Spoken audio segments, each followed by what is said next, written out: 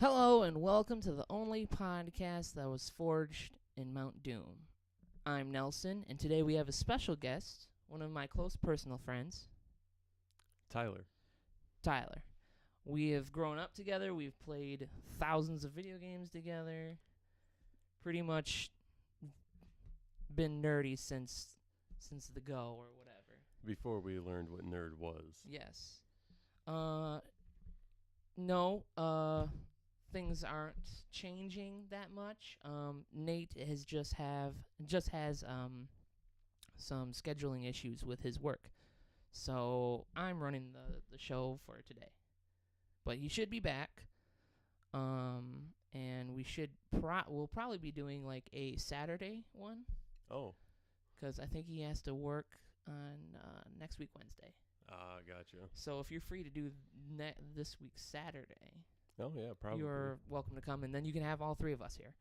Snaps. But Ty, he's going to be our third guy, our guy in the couch, if you will.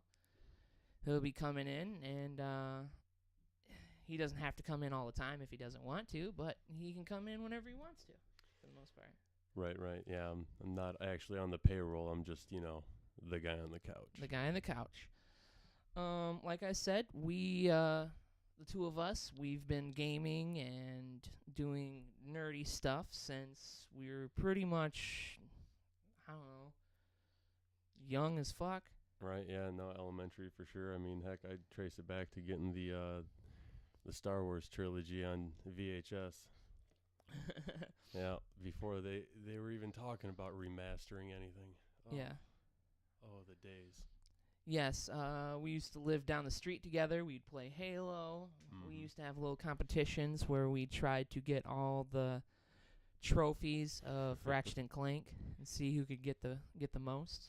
Yeah, it's competition. I like to think of it as, we were workshopping together, sharing the trade secrets.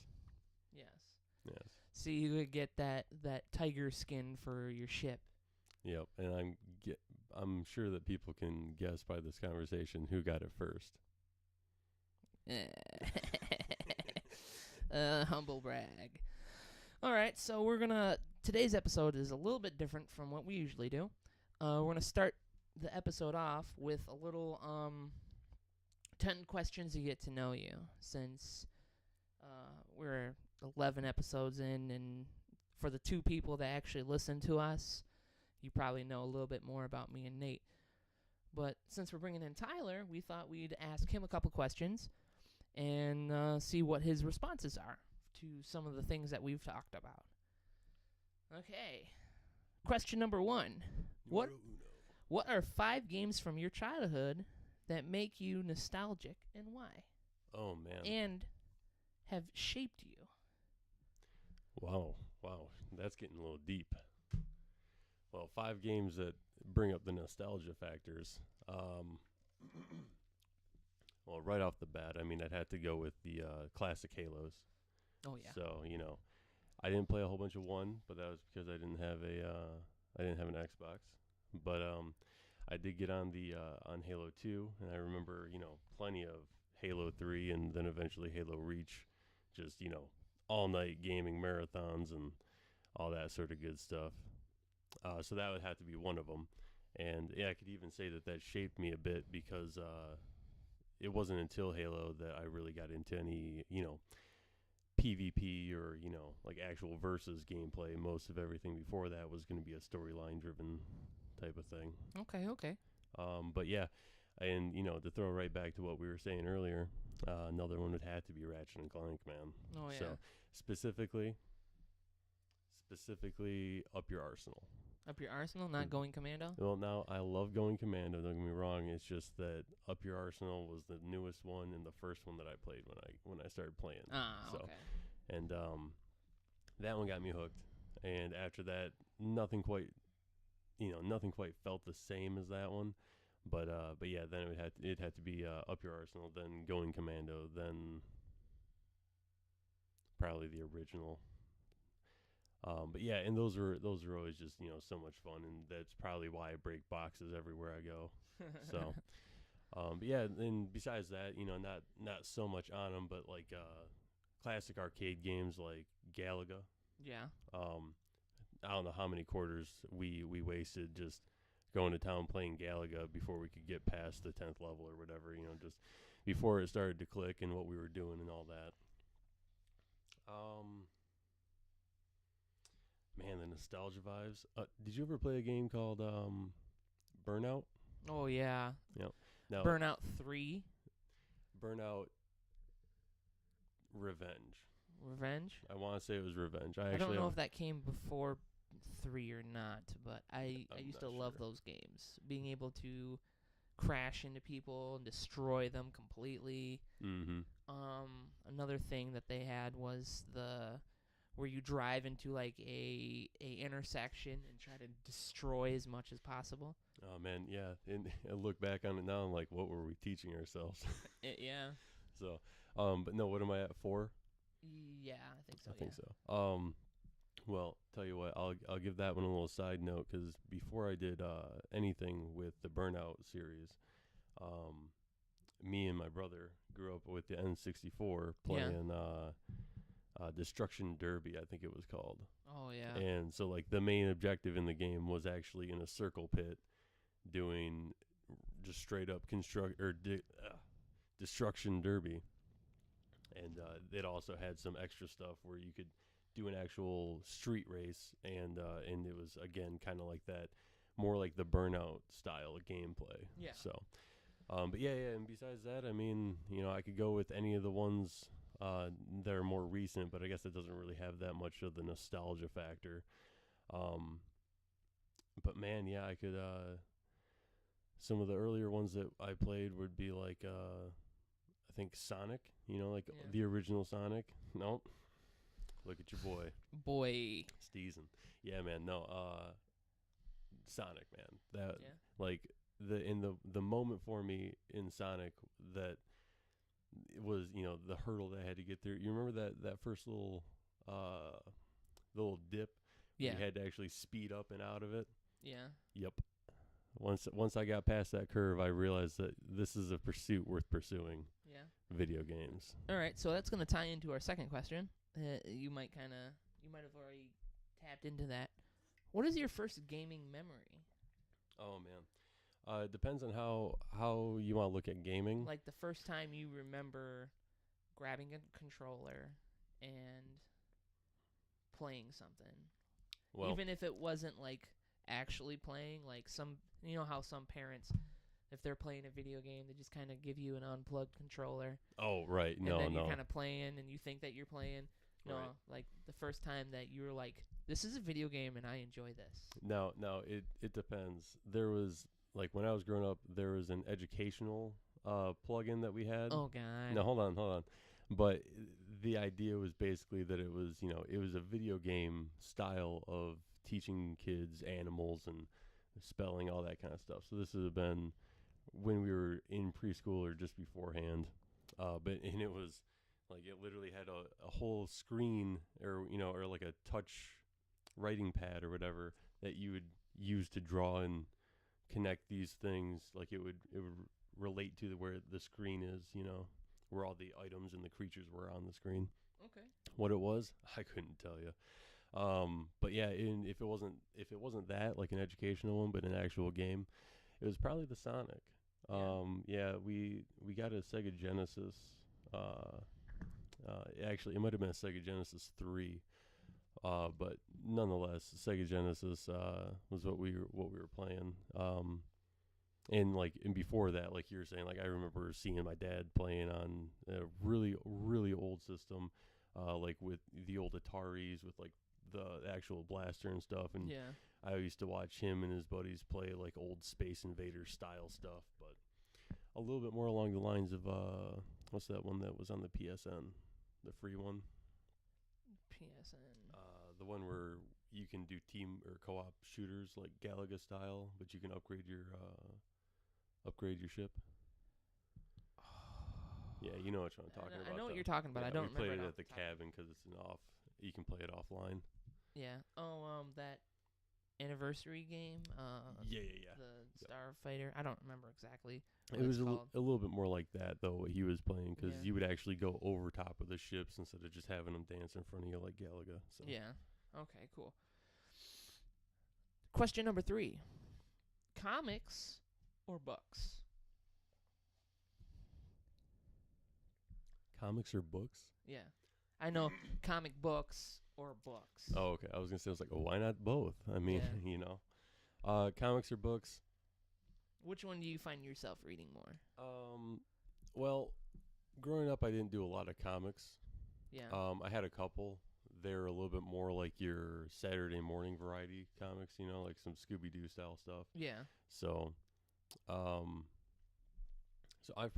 could say that I read more books, and it kind of ties in with like what we're getting into, or what I was gonna get into later, like more so like the fantasy-esque type stuff. Like, I've probably read more Lord of the Rings than I have comic books. Okay.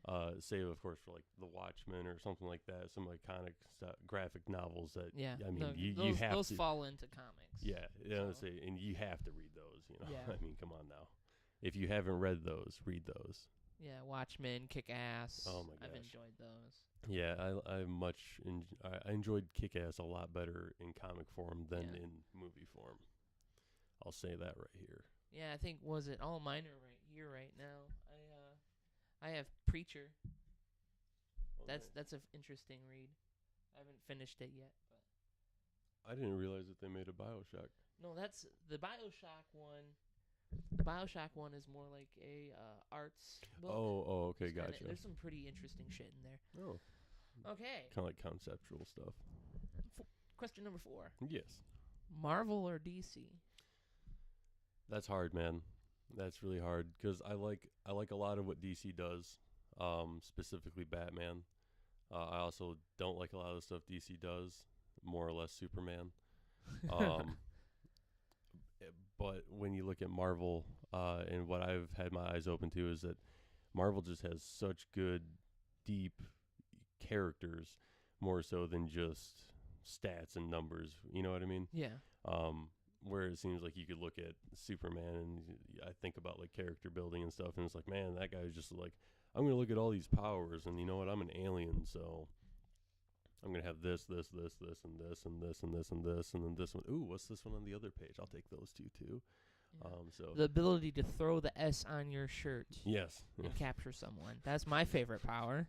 I want to find that guy who wrote that. Yeah. Just be like, what the fuck were you thinking? Oh, man. When did you decide that he could throw imaginary S's and capture people? Well, and the thing that I loved about it is, if you look at Superman, his powers come from being an alien and under a different sun or whatever.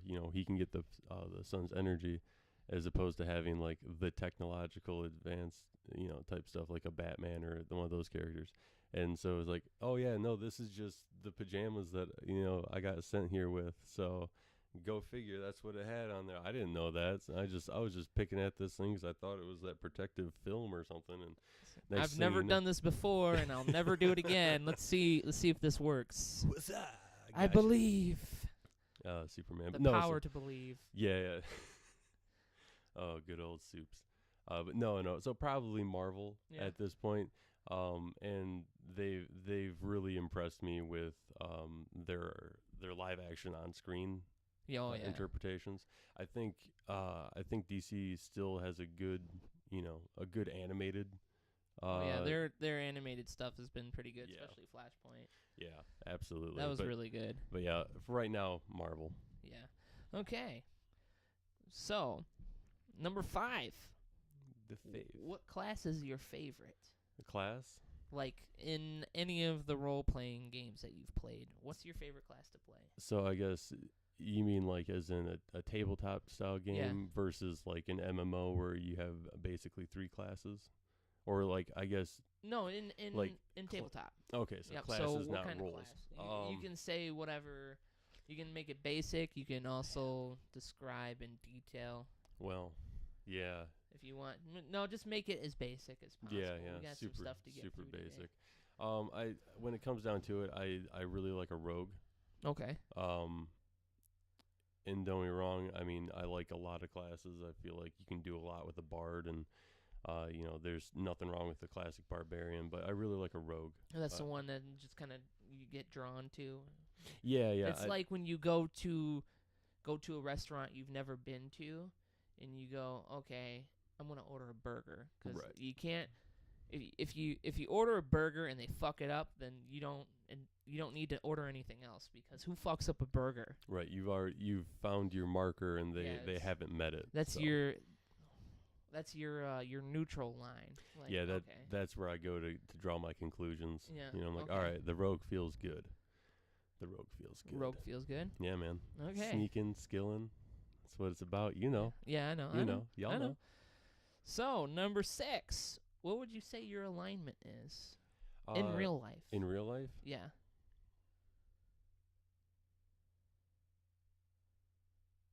I've recently come to find out that I'm actually lawful neutral. Lawful neutral. Yeah. That's a good one to be. Yeah. So I'd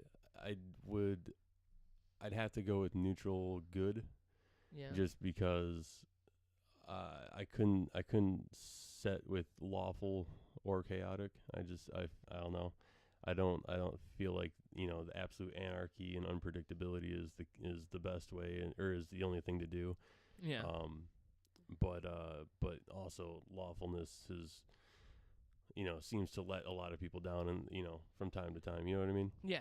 I got you. So yeah, probably neutral good. Just because then you have the freedom to do what you have to, but keep a basic morality going. So. All right. Okay. Question number 7: anime or manga? I haven't read a lot of manga. I've read a couple, but I've definitely watched a lot more anime.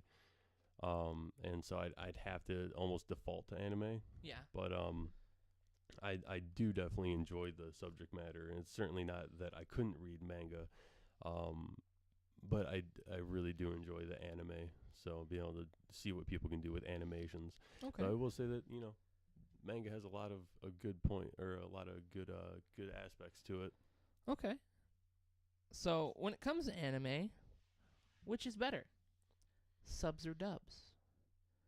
This is always a big debate, and personally, I don't see the whole hatred towards people that like dubs. Mm-hmm. I personally have grown up with dubs, and it's kind of hard to go from Goku's voice sounding a specific way to the Japanese version where it sounds like a woman talking. Right. And I don't know. That's just me. Don't throw up your pitchforks or anything. Right. But how do you feel towards it? Subs or dubs? I know what you mean. Growing up with usually watching dubs, it's I see where that's good. I also appreciate a good subtitle. Yeah. It for me depends on the voice acting. Yeah. I tend to go for whichever one I feel like has a stronger cast of voice acting. Yeah. And not necessarily for names, but once you get to hear each, or the main character's voices, and it's just like I remember watching Soul Eater. Yeah. You remember Black Star? Yeah, Black Star. The voice acting difference between the subbed and dubs was just like, oh my goodness, I can't do the dubs on that one. Excuse me. Yeah. It just it gets too much. I can't stand this kid just screaming at me the whole time. So, but yeah, I generally will go for subs first, because I like to see what the voice actors that are reading it as it's written. I like to hear their tones and all that kind of stuff. But then when you go to something like Cowboy Bebop and you watch that in dubbed, or I'm sorry, in dubbed, that's one of the best ones out there. Yeah. Regardless subbed or dubbed, it feels so good, the voice acting that they had for those characters. Yeah. So it for me, it's more about the voice actors. Now, I've always struggled with my ADD and the fact that it's hard for me to do things like that, read and watch it. Yeah. So if I'm going to read it, then I miss out on some of the cool action stuff if they're fighting. Right. And that's why I have issues with subs. And I mean, if I had the ability to do that, I would. It's always been hard for me to do that. Yep. No, and believe me, I've spent many a minutes going through. Okay, read, and Yeah, 30 pause seconds it. back, and let's watch it happen. Or just pause it and let it and read it. Right. But I've always gotten flack for being a person that enjoys dubs, and I don't know why it needs to be so toxic. I think that's the bigger issue. Is Like- it's no one needs that kind of toxicity Yeah. for between subbed and dubbed. It's unnecessary. So. Yeah. All right. So, moving on to number 9. What is your most memorable RP moment? Oh man, RP moments. What system and what did you do or what was done in a session that made you go, God damn, this was awesome? Right. That oh yeah moments. Yeah. Gosh, there's been so many.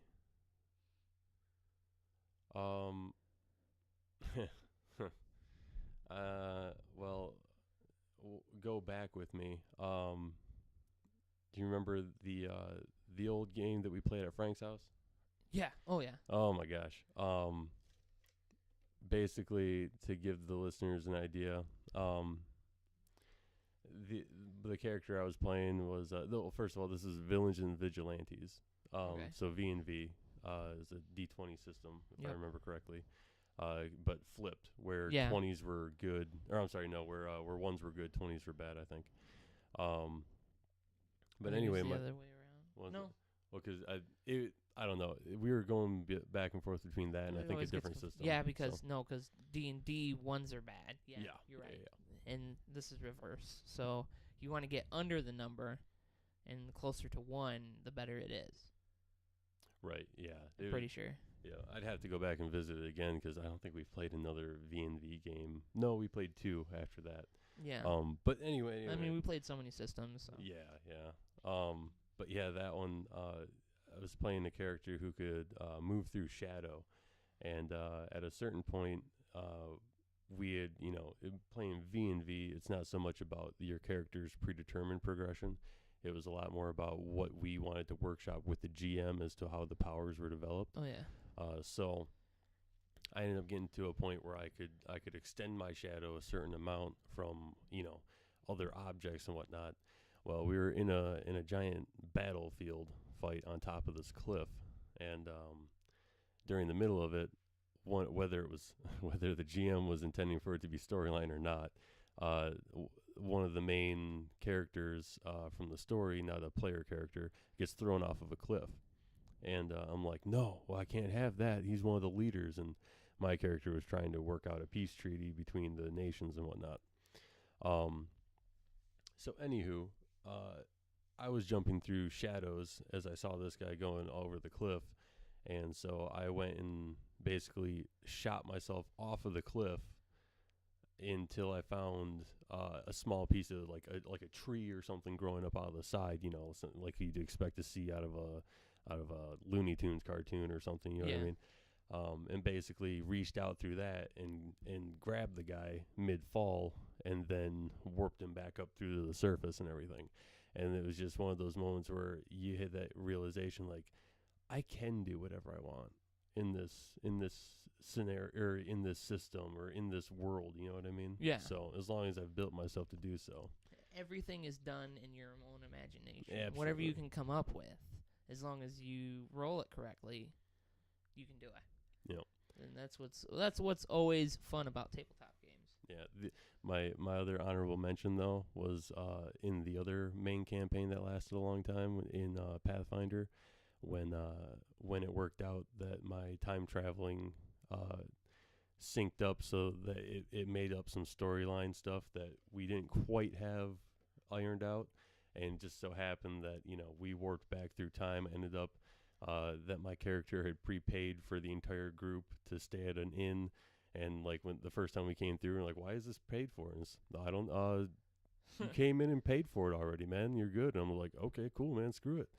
And so come to find out, 2 sessions later, 3 sessions later, here, I see the shadow of myself up on top of a building type of thing. And it's like, oh my gosh, that was, oh my gosh, everything fit into place. This is crazy. So That's always fun. Oh yeah. All right. Last question, and then we'll get into the rest of the stuff that we got to talk about. Oh, the real meat? The real meat? Yeah, the real meat and potatoes to the shepherd's pie we call a podcast. Question number 10. This is a big one. Uh-oh. Which of the original starter Pokemon is your favorite? Oh. Which one is it? I got a feeling it's got to be a Squirtle or a Charmander for you. It was Charmander, man. I knew it. It's always Charmander or Squirtle. Yeah. See, I'm in the very small demographic of people that actually love Bulbasaur. No, you see, don't get me wrong. I do like Bulbasaur. It's just, it was always Charmander, man. I mean, really, if you look at it statistically, back in, like, for all the old games, it was Squirtle. Squirtle was definitely the strongest one you could have. Like, to start off with. I guess. No, I'm just saying, man. I mean, I guess if that's what you want to... I mean, we could get into this long debate about who's strong and who's not, and who's more chill than the rest of them. Yeah. Well, it depends. Is it Squirtle with the sunglasses or Squirtle without Squirtle with the sunglasses was a fucking asshole. And if you're going to tell me otherwise, then you're a bull-faced liar. No. He was a fucking dick. No. And Charmander grew up to be a dick. You know who was cool from the get-go and stayed cool? Balls. Bulbasaur. No. That motherfucker chilled in the grass and hung out. And no. Yeah, I can relate to what you're saying there. He was loyal, and he stayed with him. And I mean, eventually Ash gave away all his Pokemon because he's a fucking idiot. But but he was the only one that was still like chill and wanted to hang out with him. And that's what I always got. I always fall for like a loyalty of like, I don't know, like more like a dog loyalty. Just Yeah. Like, oh, I'm with you. I'm gonna hang out with you. I'm never gonna betray you. Yeah. No, and that makes sense. And yeah, I do love me a Bulbasaur. And I'm not trying to convert you. I'm just No, it's cool. I always get mad when people online are like, yeah, what's Bulbasaur doing? His best. That's it. that's it. I'm like, come on, man. Bulbasaur was cool, man. Oh man, brutal. Whatever. Yeah. I don't care. But so you would say Squirtle? No, I'd have to go Charmander. Yeah, sorry. Man. Yeah, Charmander. Yeah. Hey, sorry, got so heated. Yeah. It's. But Charmander was pretty cool. Yeah. Char, bro. Char. But yeah, it always got me the whole you can't let his tail extinguish, otherwise they die. I was like, man, that's the only Pokemon that's got the death story right there. Everyone else, they just knock out. But you better not let Charmander's flame go out, son, or he gonna die. But you know what? That's not the one with the. Now that I think about it, it's not the one with like the most saddest story. Think about Cubone. Oh man, I don't Cubone want no, is dude. born with his parents' skull. Like its parent dies and it walks around with its own mother's skull. I really hope that this mic is picking up my heavy sighs. If not, for you audio listeners, he's very distraught. Very distraught. But people watching it obviously can see. But anyway, breaking my heart, man. Bringing up old Cubone. That motherfucker had the saddest story. Yeah, that's undeniable, man. That's all right. So, Cubone bone. All right, so we're gonna move into our usual shtick. My mans. Hey, what have you been playing this week? Oh, I've actually been dipping a little bit more into E, but I still keep it pretty fresh with some stuff in G, keep people happy. Or wait a minute, are we talking about games still? That was very funny. Thanks. That was almost educational. Yeah, I've been hanging on to that one for about a week and a half. Yeah, you wrote that down? Yeah, wrote that one down. So. Yeah, no, what have you been playing video game wise? Well, lately. You don't have to, it doesn't have to be just this week. It just be like, what have you been playing a lot more? Right. Well, as you know, my PS4 is down, so yeah. Moment of silence for the PlayStation 4. All right. It's all right. So I jumped back on the 360, and I've actually been playing a little bit more Red Dead Redemption. Oh yeah. Classic. If it wasn't so new, I'd say it was nostalgic. Oh, okay. That's right. Red Dead Redemption, still certified as new. So, but no, I jumped back into that, made a new, started a new game just for the fun of it, just to go and get myself a lasso. Yeah. But yeah, and besides that, I picked up my old Skyrim story. Wood Elf, classic. Okay. Classic. Got myself my blacksmith mastered. Nice. Oh yeah, gotta be rocking that Dragonborn armor. Oh yeah. So yeah, scales, not bone. Lightweight means light on your feet. Yeah. Smart.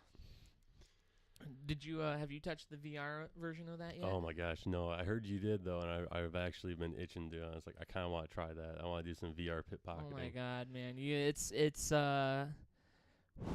if you're not used to VR, yeah, it's gonna make your tummy grumble. Oh yeah. But it's pretty fun. So yeah, so besides that, I've mobile games, stuff like that. Still playing Pokemon Go from time to time, and yeah. Yeah, when I can log in. Thanks a lot, Sprint. Easy. Yeah, easy is what it should be to log into my account. Easy. Yeah, he knows. But yeah, no. And besides that, a couple other mobile games like free to plays, Bit Hero, stuff like that. Basically, like a multiplayer online style game. Yeah. But like RPG aspects.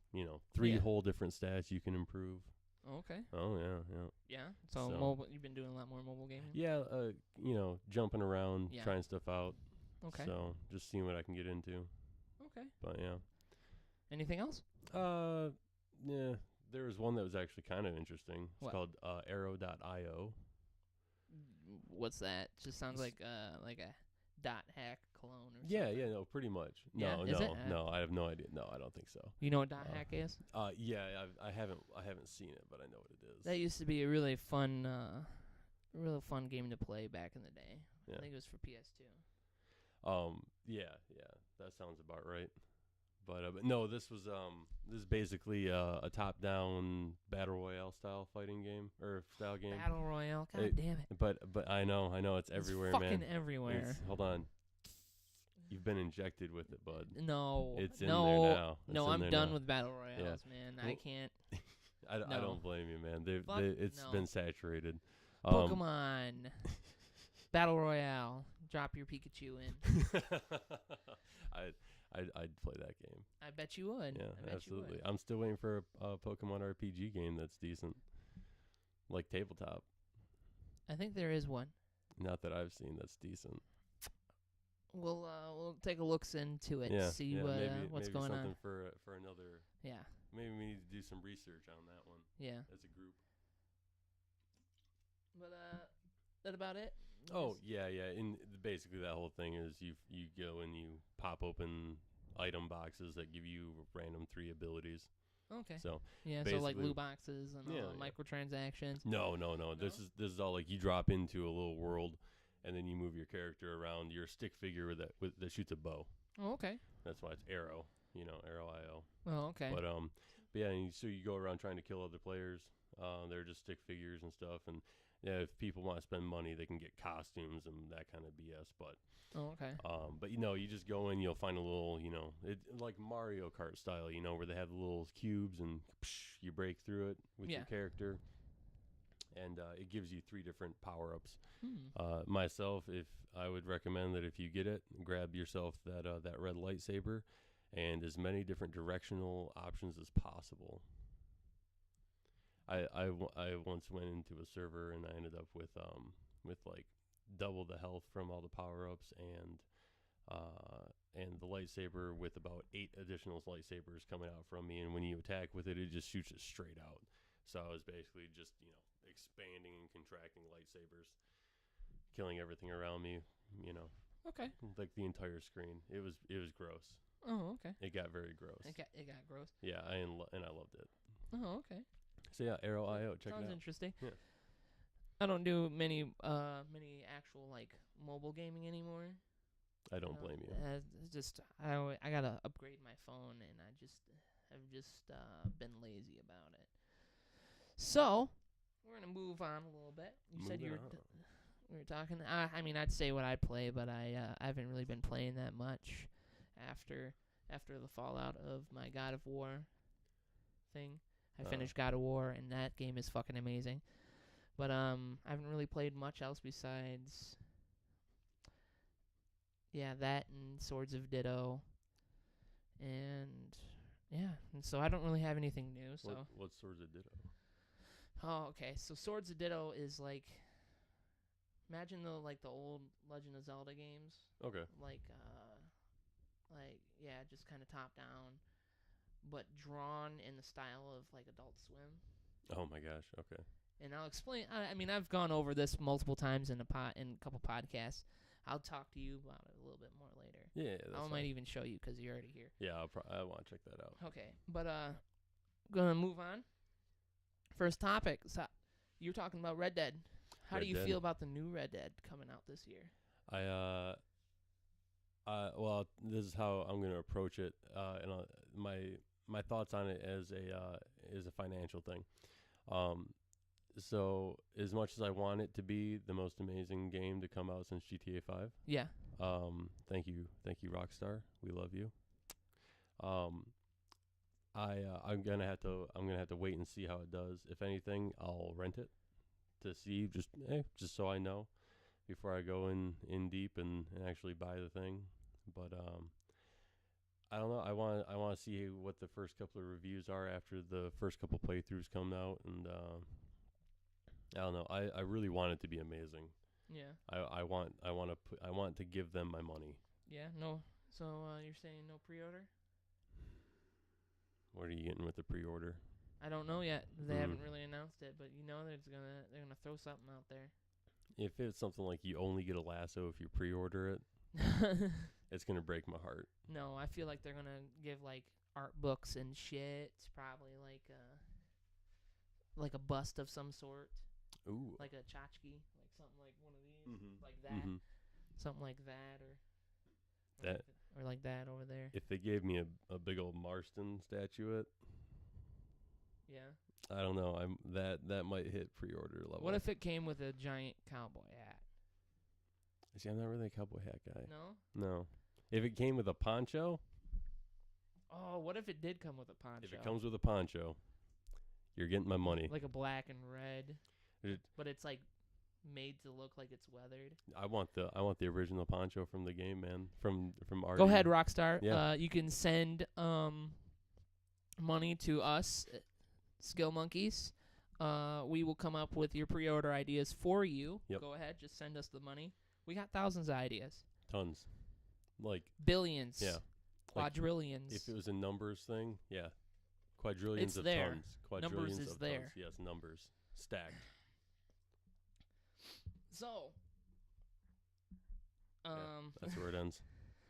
So, yay or nay? Yay or nay? Buy it? Yeah. Yes, I think eventually I am going to buy it. Yeah. Because, I mean, even if the reviews give it bad, or if there's given bad reviews, I feel like it's still going to be worth it at least to get a good playthrough of it.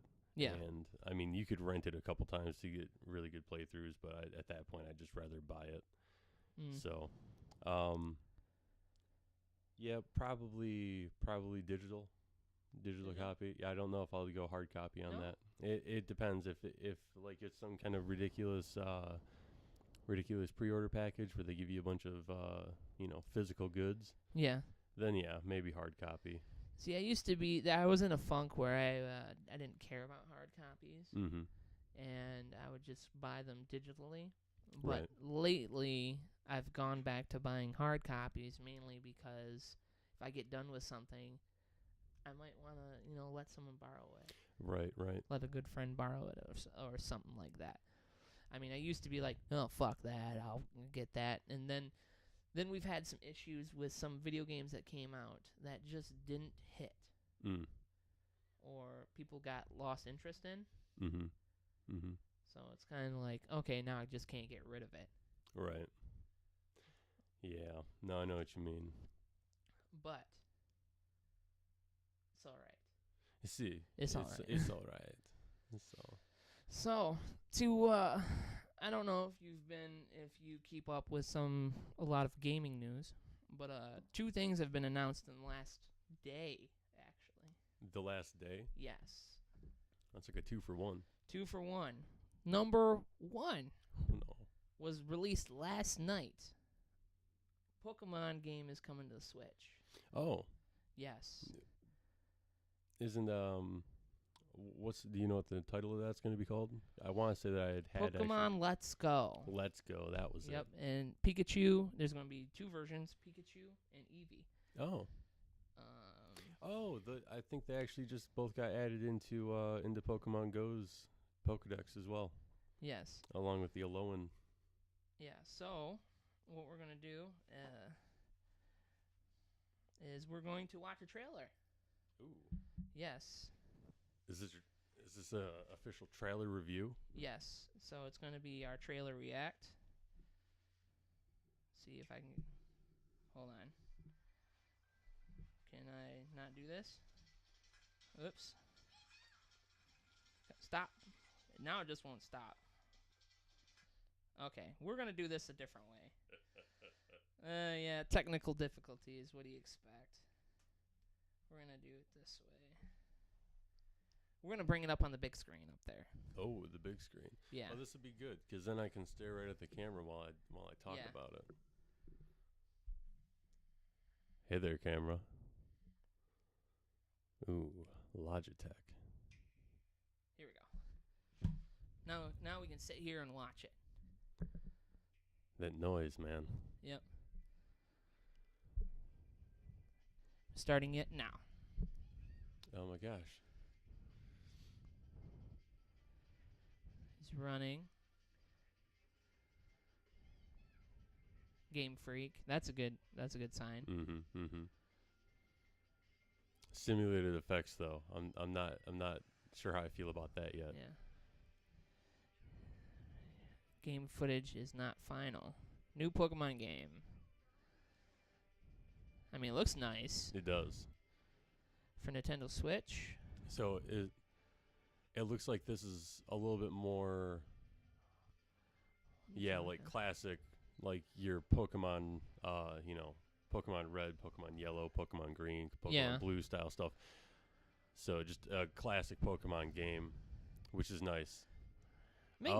Oh, but they're okay. But it's literally like they added the Pokemon Go version to it, where you have to throw in. Oh, see, that's good. Yeah. I mean, that's the first time I've seen that. 2 players can play it. Whoa, wait a minute. What? You can't both catch the Pokemon though. That one of you gets it. That doesn't make sense. Yeah. But you could battle each other. That's good. I like this. Yeah, that's what you get for being a bug catcher. With Pokeball, it comes with. See, that's kind of cool. I like. What? It's a controller? I think it's got a toggle for the button. Yeah. See, that's cool. Yeah. Now, see, here's the only thing that I'm not sure about yet. Like, it looks like they have the Pokemon Go catching mechanics, and it just, for me, I really wait. Unless can you merge your Pokedexes? Uh-oh. Uh-oh. This is gonna be a hard buy for Tyler now. You gotta get a Switch, man.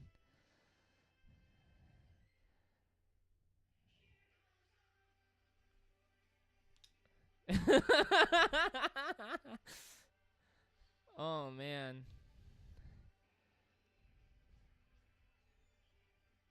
I don't like the whole 2 people throwing it at the same time. No, something about that just still That's doesn't feel stupid. right. But it's like, that's not how Pokemon works. Right, no, exactly. But oh my gosh, it's a Mewtwo. Your first adventure. First adventure in a new style. No shit.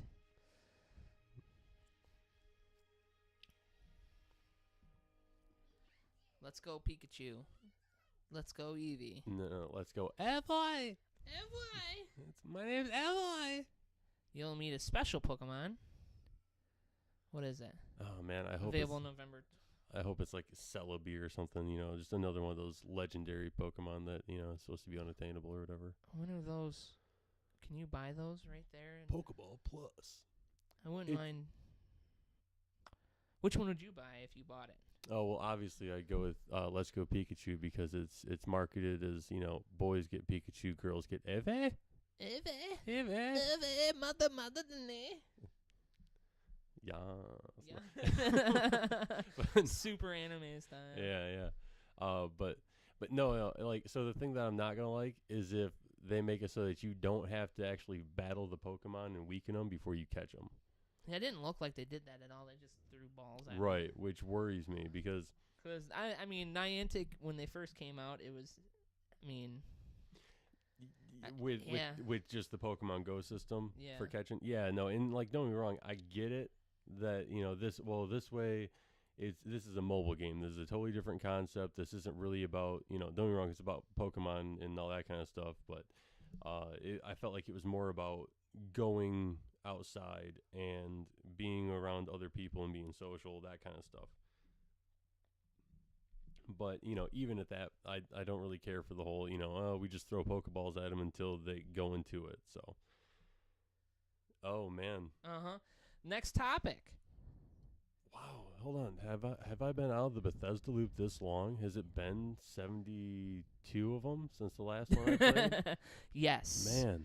Yes, it has. I can't wait to see how the graphics have improved since 4. So this next topic, Bethesda announced a new Fallout game, and it's called Fallout 76. Is this for console, like for console, PC, all that kind of stuff, or It should be for like a smaller type of platform? No, it should be. When I say smaller, I mean more like, is this for a Switch? Sorry, No, Switch. no. I love you, Switch. But I don't know. I've stayed away from it. These are two things that the Pokemon and this was something that Nate put on the dock. Okay. And it's going to be our reactions like we did for the Pokemon. Gotcha. Okay? And that's what I figured. It feels nice to still know that Nate's, in here in spirit. Yes, he is here. I mean, he's very much part of this as we are. Very much underneath the desk. Yep, very much underneath the desk. All right. So, no, what are you doing?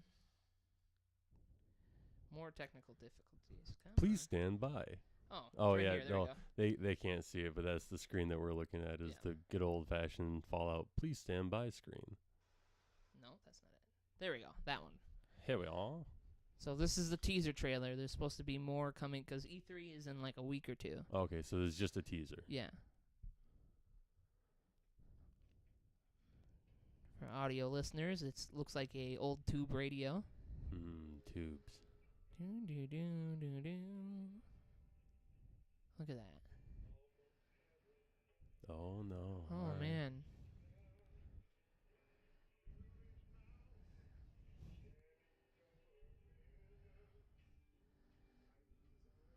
Oh man. Good evening. Country road, take me home to a place I belong. West Virginia. Mount Hollers. Ooh. Oh man. Country road. Reclamation Day. 76. Okay, so it is Vault 76.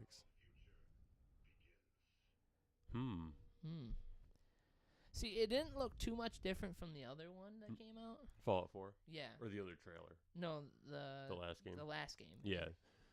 It didn't look too much different than the last game graphically. Yeah. But this is also just a teaser. That's all we True. got to see. And now I'm definitely okay with it looking very similar to Fallout 4. I felt like where they really fell short on Fallout 4 was the dialogue change. The way that they changed the dialogue, the conversation process, where it seemed like I was getting a call from Washington. Easy. Hey man, They don't want us talking about the truth. oh yeah. They're like, we're shutting you down your cast. You're gonna boys. shut you down, boy. Yeah. I should have put him on air. We could have had our first No, call-in guest. no, I don't wanna deal with that bullshit right now. But no, I just feel like the dialogue options kind of fell short in Fallout 4, and that's what made me lose interest in a lot of it. Yeah. I mean, I still played it, of course, but it's like I didn't really care to. I didn't get as much out of the storyline aspects of the stuff because it's like you have 4 options, and then when you select one, you don't exactly say what you said. Yeah. You know what I mean? And it's just like a basic like snarky or sassy, right. or you're like, what the fuck am I gonna say? It seemed like it was more emotion driven rather than, like where as opposed in New Vegas or even 3, I felt like there was just there'd be 8 different options of things you could say or different avenues that you could bring the conversation down to have a little bit more of a specific intention, and things that were usually more informed. Yeah. You know what I mean? Now, what would you have done if they would have released a trailer saying they're going to bring out a remastered version of Vegas? Didn't they already have a remastered Vegas? I don't know if they did. Like a newer one. Really revamped it or something, brought it up to Fallout 4 standards. Yeah, because, I mean, they've been remastering Skyrim for the last couple of years. So. Right. Don't get me wrong, I love me some Skyrim, but, man, it's almost a little bit overplayed. Myself, I'm actually a little bit more interested in the player-made expansions that are supposed to be coming out within the next years or the next year or two. Just, basically giving you the entire continent, not just Skyrim, but like you can Skyrim, Morrowind, and just everything. Oh, okay. So, but yeah, it's all player made. So it's not, not everything is like Bethesda quality, but even that's, I mean, for being Skyrim and being so old as it is. Yeah. All right. So, looks fantastic, yeah. Seeing that trailer, what do you think? What do you think you're gonna pick that up? I'm gonna need to see more of it before I could give you a definite yes or no. Okay. I'm interested to see what what exactly was going on, because one of the curious things for me was that wire on the jumpsuit. Yeah. You know what I'm talking about? Yeah. Going up to the Pip-Boy arm, or up over the shoulder. Yeah, I think maybe it's gonna be like a more like prototype version of it. Yeah, like it makes sense. They've done that a little bit before, or Yeah. like where they have different versions of the Pip-Boy. Yeah. Yeah. But yeah, no, I did like they're very, very up close and, into the Pip-Boy and everything. So, and of course, Jen Denver. So. Yeah. All right. Moving on from video game news. Yeah. We're gonna move to our little segment that we like to coin our Biggie Smalls segments. Our Nerd Curious. Nerd Curious term for today was given to us by our one and only patron. Hey. We'll go over that later. Nerd Curious term for today is nerf. Herder? Not herder, just nerf. I mean... that's a little bit easier to explain then. Nerfing. The term nerf or nerfing is to take something that was really overpowered or really strong and to make it less strong, I guess. Right. And from what I get from it is when you nerf something, you bring it down, you make it softer. Yep. Like nerf. Yes. So that's where the term comes from, I believe. Like, the Nerf gun bolts and footballs and stuff. Right. That's what I've gotten from it. I would have to concur with that. I pretty much look at it like, this gun was really strong in this, non-specific game, but once 2 months after it was released, the devs come in and turn it into a Nerf gun. Yep. You know what I mean? Nerfed it. Marshmallow shooter. Yep. Pillow cannon. Yep. Pillow cannon. Yeah. I like that one. That was pretty good. Takes me back. Wasn't that what the Or was it Marshmallow Shotgun back in Marshmallow Gears? Shotgun. Oh my gosh, yeah, just sitting there, campfire, campfire, campfire. Yeah. Yes, to bring it down, taking something that was overused and bringing it down, making it weaker than what it used to be. That's generally what nerfing means. Right. Yeah, and I'd also add in there that it's usually an effort to attain a better balance in gameplay, if it's a weapons based type of thing or if it's an ability like you stated. But yeah, just in efforts to balance it, though, it usually seems like when things get nerfed, or when it gets into that kind of usage, it's brought below everything else, almost trying to like get folks to we're gonna switch off of this. Like, we don't want you guys to use it for a while. Try and figure something else out. So, but yeah, that's generally what I've gotten from Nerf. Yeah, and I think recently, Overwatch has turned Nerf into like forget this, Nerf this. Oh, from really? Diva, yes, Diva from Overwatch. A lot of times she'll say Nerf this or Nerf that. Ew. Like a forget that almost. Huh. Fuck this, fuck that, whatever. That's interesting. I haven't caught that. Yeah.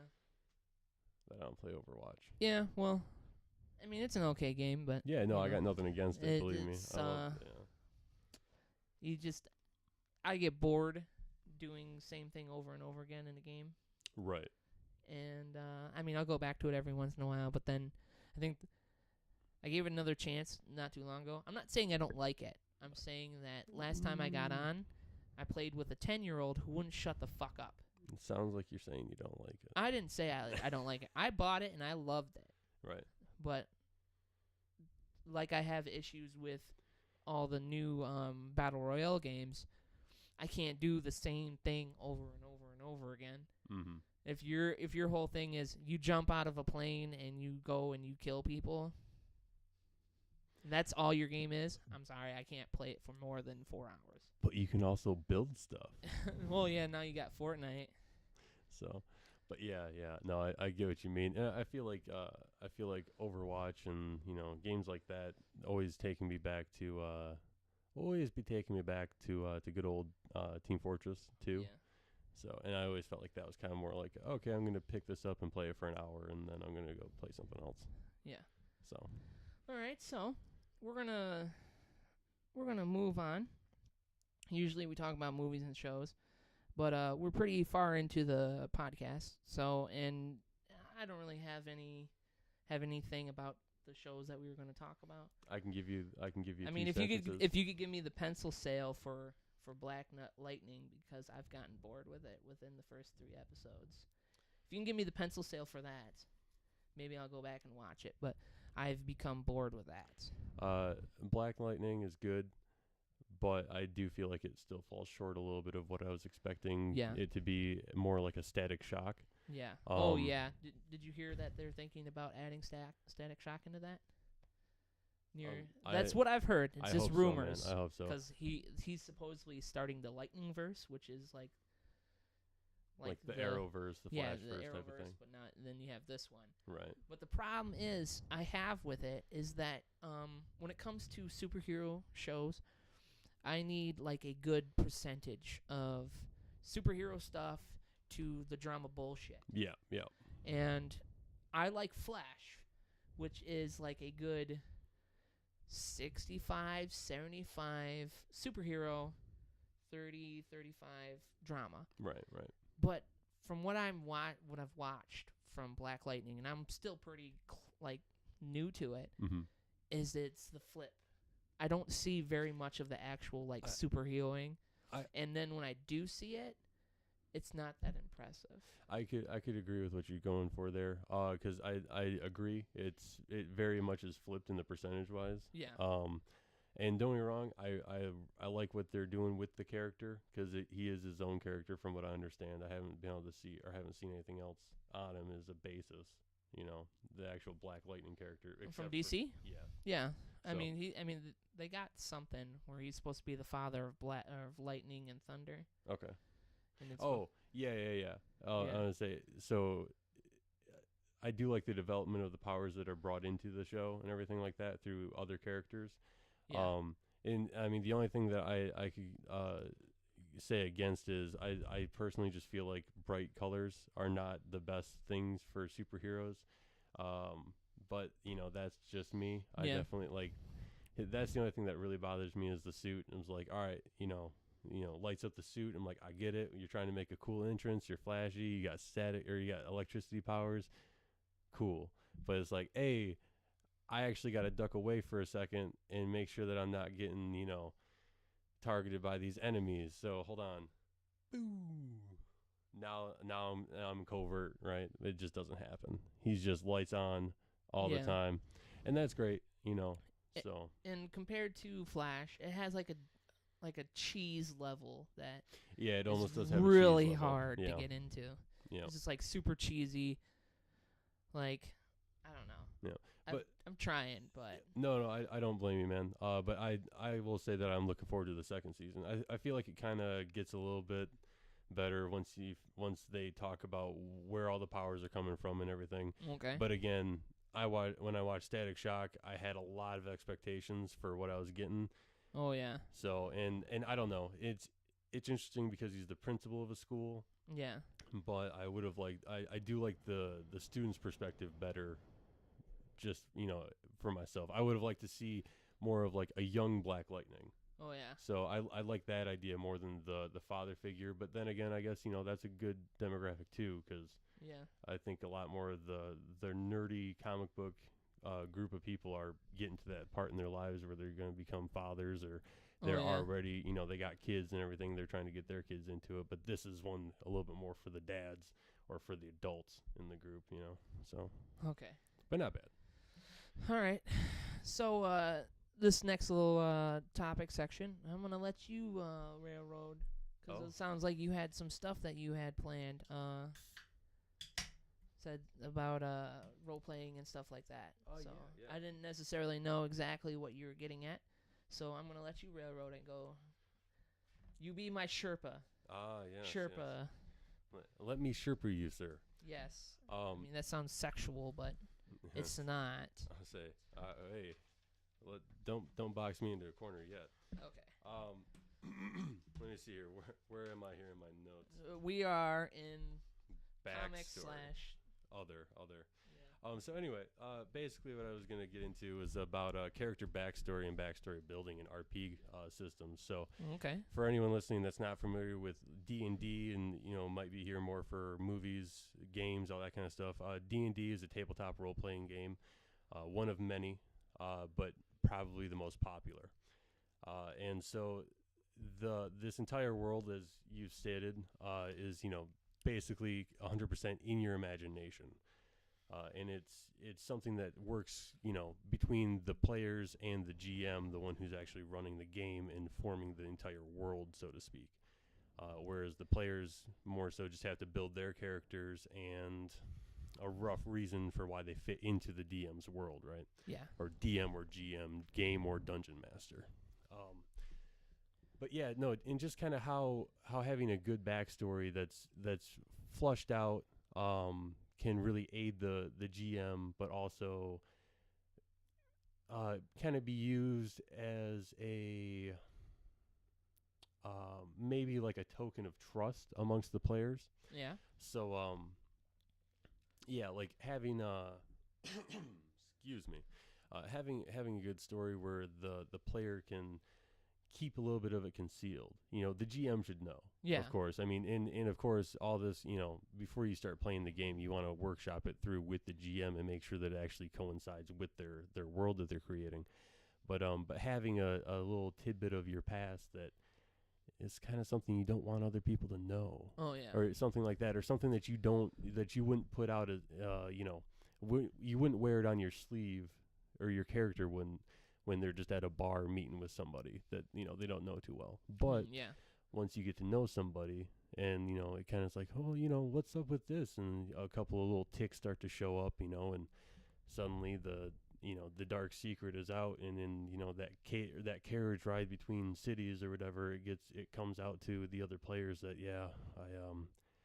I was actually cast out of my hometown, my village, after they pulled me off of my parents. I didn't know what happened until I came out of it, but they said that I just blacked out and went on a tear through the city until I found my parents and snapped their necks. Oh, I mean, that went dark real quick. No, I know. Well, and so just to kind of show that it can really change the character's dynamic, and for all we know, the player beforehand was a little bit aloof, didn't really talk about their hometown type of thing, but they could just be a traveler, and they seem like they're perfectly normal, happy person, doesn't have that kind of baggage in their life, you know what I mean? But it can be implemented and then just really change that character's tone, that change everyone else's frame of reference, and like that could be like a barbarian, right? Who after they were cast out of their hometown, they went and lived with a nomadic tribe, or it was someone took them aside and showed them, it's like, no, you are one of the ones with the blood, yes, the blood of rage, of anger, the one who they can tap into it and release that potential, release that strength, release that fury. You know what I mean? And so anyway, basically what I was going to do is talk about 5 questions that people could use to really flesh out their backstory, or flesh out their character. Okay, yeah, all right. And so I certainly can't claim credit for these, that I didn't come up with them. Where are you citing this from? This is actually from a YouTube channel called the Bacon Battalion RPG. Oh, okay. I recommend it. The guy that I believe the guy that runs it, the way he approaches things, it seems very reminiscent of almost like a classically trained actor. Oh yeah. So he's definitely got a flavor where it's a precise, very matter of fact type of thing. I also believe that he has a rich history in online gaming, or online tabletop gaming, where you actually have to be very mindful of the other people that are playing with you, just because you can't really talk over the other people at the table like you can in a home game. And you can't really have those kind of arguments. You really have to be very civil and very turn by turn type of thing, so that everyone can get their points across, and also so that you can hear exactly what the GM is saying. Like a talking feather, talking stick. Right. That always works too. Yep. So, but then to do it digitally and everything. Yeah. Or a little thing that we would do if we ever had a really big group is we would roll talking order. Oh yeah. We would we would do a talking initiative where we would use the stats from our character. Yep. And we would roll, and then we would base on when we talk through that. Yep. And so it makes it so that people don't, talk over each other or yell at each other. Mm-hmm.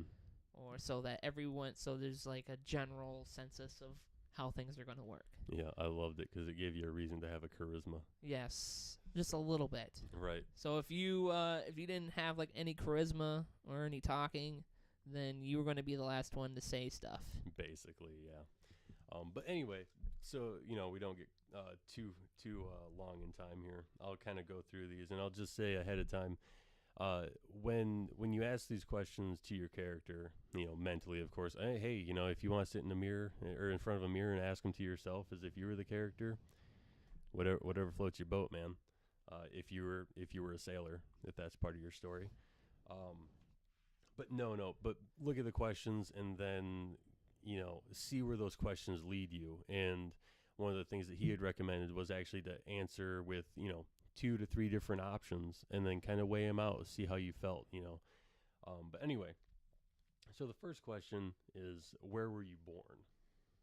Where was I born? Where were you born? Okay. So, and, not just, what does it matter? I was born in a small little town off the, around a mountain. It's like, what was the name of the mountain ridge? And when you think about it, granted, you could go over this with your GM, but you could also imagine that the GM's world is expansive enough to where Well, I grew up on off of Ridge Creek, the town next to Ridge Creek, and couldn't have had more than 200 people in it, something like that, and just have a little bit of a basis for what your character or for where they're from. And if it's not like high fantasy where you can just make it up, you could always like, well, if it's set in the world that we know, what country is it from, and or is your character from, and what did they have to go through? Where are they from a different continent? Yeah. Are they going to have speech like differences? Will they actually have more linguistical skills because they've learned multiple languages? What were there anything, or was there anything in the town that might have influenced their training, that kind of stuff? For all I know, grew up in a mill town, so I'm basic carpenter, and I can go out, drop trees, and I know how to split them and all that kind of stuff. You have traits then for your character just from where they were born. So the idea is to once you can come up with an idea for where your character's born, kind of let that vein take you a little bit further into that actual place. Oh, okay. And how that place can shape your character. All right. So anyway, and then so beyond, or the second question, once you know where you're from, you might want to know, who are your parents? Yeah. Because someone had to raise this kid. Basically, is one of the points. Unless you're raised by wolves. Yeah, a lot of times, a good one is that you're an orphan, and it's either you're an orphan, you were raised by a rich family, and you want to get out and know the world of some sort, right? Or immaculate conception. You were there and you don't know how, right? Yeah. But yeah, and so just kind of like, what did your parents do for a living, type of stuff. Start to flesh out who they were just a little bit, and oh well. And since I came from that mill town, my father was actually a skilled carpenter, and so that's where I picked up a lot of the skills that I had, that kind of stuff, and just kind of like to flesh that character out a little bit more based on their parents, how they were brought up. Are they parents from different geographical locations, so your mother was actually an adventurer just like you would eventually become, and she traveled across the continent and found herself in a completely foreign land, falling in love with the mysterious singer at a nightclub. You know what I mean? Yeah. That kind of stuff. And so, well, that's an interesting setting. So you grew up in that town, or did you guys move from there? Nope, we stayed there because the father had a decent gig singing and whatnot, and the mother could definitely find her own way around places to explore still and everything. So you might be interested in like cave diving and that kind of stuff, or you could easily go into the musical scene. Eventually you started to play piano for your dad at the nightclub or whatever, and build up your own reputation. Yeah. That kind of stuff. Other stuff so the third question would be, and of course for family, like, are they alive and all that kind of stuff, and not just parents, but brothers, sisters. Your character could have a whole family if you want them to, and those are always things that the GM can bring back up and use as plot points. So, but yeah, what was your character doing before becoming an adventurer, or before going off and starting their adventuring career, which is generally where you pick up with your character, starting off as a level 1 or whatever level the GM decides is appropriate, and that's where you're heading off, that's where you're starting your character, but what did you do just before then? So like I kind of got into that already. Well, this character that I decided is what I'm doing in the spur of the moment here, talking into a mic, is he was a mill worker, and spent some time doing carpentry. So, or like, the other one, I started off playing piano for my dad while he was doing night shows at clubs, or I'd go cave diving with my ma, type of thing, or it doesn't even have to be like direct parents. It could always be like an uncle or something like that who was obsessed with the old mines and the ruins, and even though your parents told you he was an old crazy fucker, you still, I like old Uncle Charlie, I'm gonna go over there and see what he's doing, see if I can sift out some gold in a pan, type of stuff. Yeah. And so, but yeah, and so that's kind of like the history half of it. But then more in the transitional thing would be like question 4: why did your character leave their previous life? Yeah. Why was it no longer, your aspiration, and why aren't you satisfied anymore with, that playing the piano at night or just cave diving for little chunks of gold? What is it that makes you want to go out and adventure? Like I know for a lot of the stories that I've wrote or written up, it's usually like that's where the orphan type thing comes in, where lost the parents if it's something early, or like town was destroyed by a dragon is a classic. Yeah. You know what I mean? So you decide, oh, I better get moving. I don't want to go through that again or something like that. Oh yeah. So, but just give you a reason, kind of to get out of there. Whether it was tragic or whether it was joyous, something that who knows. Oh, I won the lotto. And so then I just got off on the road. I bought myself a cart and a bunch of horses, and there I went. Yeah. Type of stuff. The fifth question is, what did your character leave behind?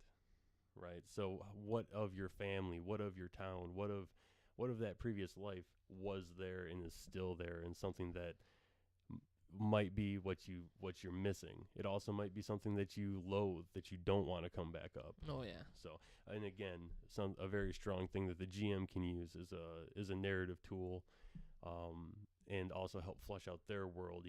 If your character's town was destroyed by a dragon, well, as it turns out, it wasn't just any dragon. It was actually some higher level type of, it was an ancient green dragon or something like that was has been known now to terrorize the mountainsides of Westcliff, and so that becomes something that your character is specifically drawn to seek and to destroy, is that dragon, to get your justice, to get your vengeance, and so you drag the party with you, because now you have your band of friends and your fighting party.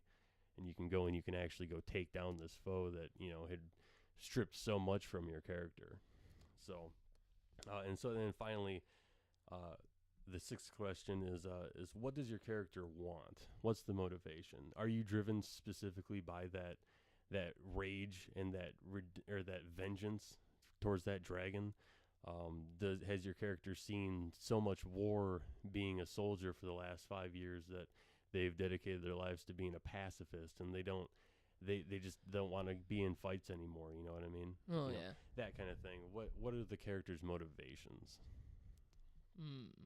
So, but yeah, and so just to look at the questions and then come up with multiple scenarios, pick and choose what you like, all that kind of stuff. I mean, and especially, excuse me. There's been talks of an RP coming up. Oh yeah. Of something superpower based in a mutants and mastermind setting, but like in the West. Yeah. So, I've decided I'm gonna come up with as many little short backstories as I can, basically like a 1-page backstory, answering most of these questions, if not all of them, but also leaving enough question and enough mystery to where I can fill them out once I have my powers rolled up and everything. So, yes. So, just to go over, why don't you give a shorthand and just go over the questions? Yeah. Small, real quick. I'll just go back through and list the questions again. So, 1 through 6 here. First question is, where were you born? Your character's birthplace. As unique as a town or a boat. I was born in a car on the way to the hospital type of thing. Who are their parents or their family? And are they still alive? Who's left? And whether it was good relationships, bad relationships, all that kind of stuff. But just focusing on the parents, because your character is the product of 2 previous people that had their own lives. Mm-hmm. So I think back to GTA 5's character creation. Yeah. John Marston every time. Yeah. Question 3, what was your character doing before they began adventuring? So, what was their daily life type of thing before becoming level 1? Why did your character leave their previous life? So that living that they were making, or that lack of living that they were making, what was it that that motivated them to get out of that and become an adventurer? become a player character basically. Question 5: what did your character leave behind from that world? Whether it was something valuable, something non-desirable, something that they're trying to escape, something they're trying to find again. Yeah. And then what does your character want? What is that character's motivation? So what are their goals? What do they seek? Okay. So whether it be everything from violence to peace, or anonymity to glory, or I guess wealth. Generally, if you're going for something about wealth, you're not going to be playing a charity character. So, yeah. Yes, I started the game. I didn't want anything except for 20,000 gold, so I've just been doling it out to everyone that I find on the streets. So the first and last time that ever is going to be done. Well, I did see someone get charisma or karma points for charitable giving before. Oh yeah, what game was that? That was in that first V&V game that we played. Oh yeah. Yeah. Ben, he was like, "Here's some money." Yeah, because he kept on just doing stuff to see if he could do stuff. Yep. I do push-ups. Do I get stronger? No, you just did a push-up. That's it. It's, 6 months worth of push-ups and some RP and experience, and you might level up and be able to increase your strength. Maybe a little bit. Yeah, So, it said that you want to do like a speed write ad lib. I don't know if you want to do that because we're running pretty long today. We could always save it for next time. We very well could. When Nate's here, so we could get him in on it too. Oh yeah, no, that'd be good. Honestly, and basically just going through the questions, and yeah.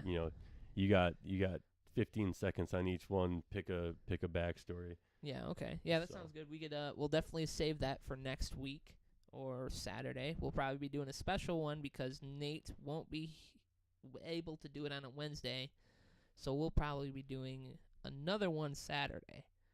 So, and then it'll most likely be the three of us doing it. Right. So right. You'll be able to see all of our faces or hear all of our voices. But yeah, it's going to be interesting. The three of us. Indeed. So we're going to move on to the last little part. Is our housekeeping. Nerd Curious.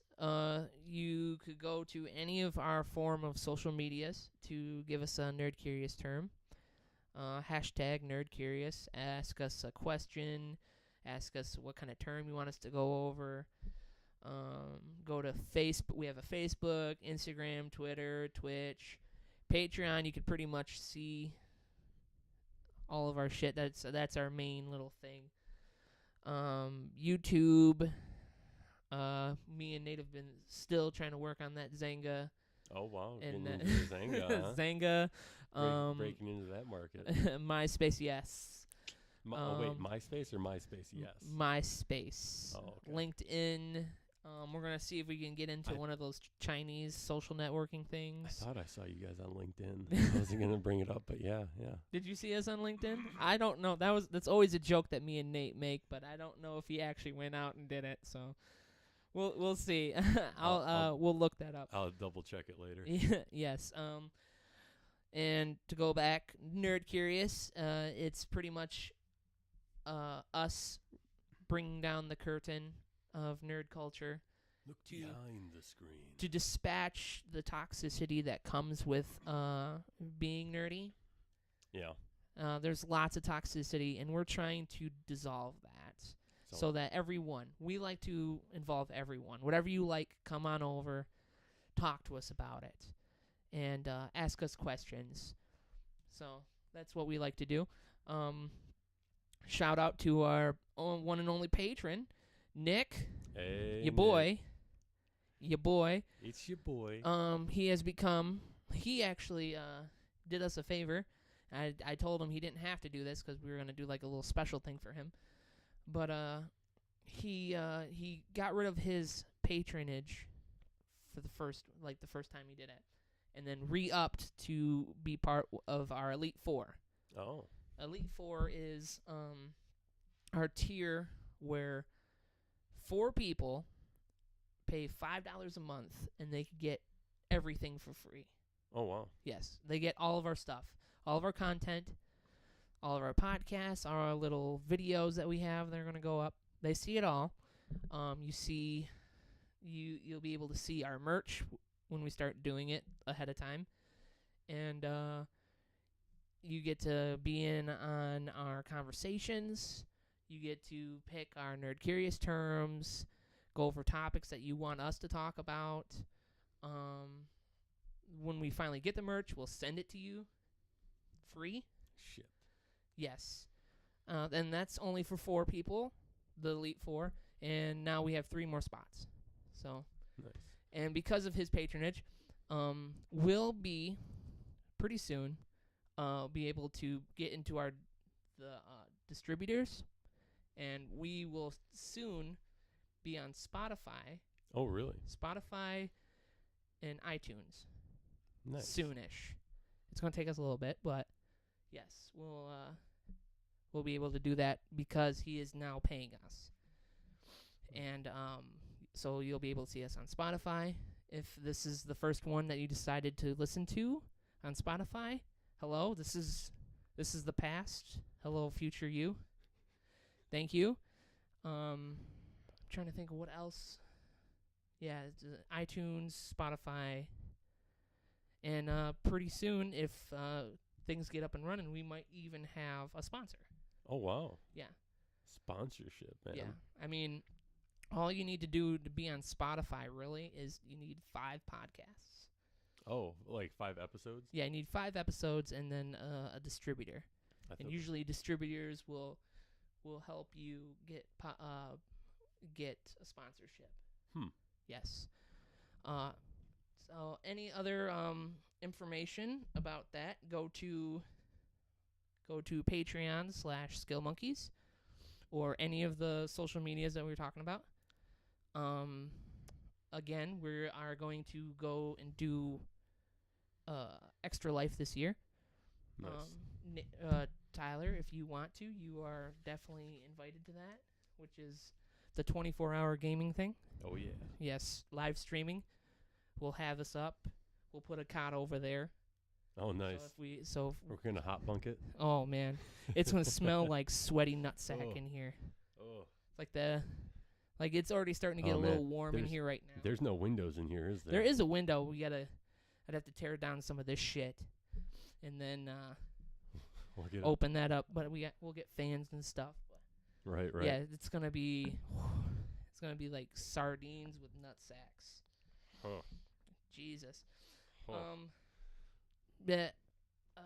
Besides that, shout out to you, Nick. Yep. Thank you so much. We love you, Nick. We love you. Yeah. And your money. Yes. Definitely love the money too. And your money. But we love you. We'll get you on here sooner or later. Yep. Whenever you're free. Besides that, I don't think there's anything else we can talk about.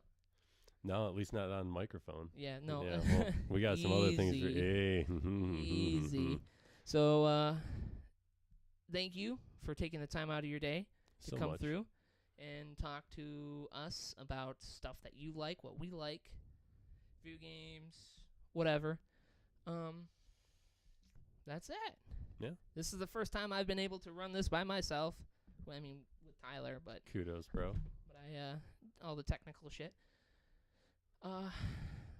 That's about it. Yeah, and I'm just happy to be here on the couch. Yes, our guy on the couch. But stay nerdy, my friends.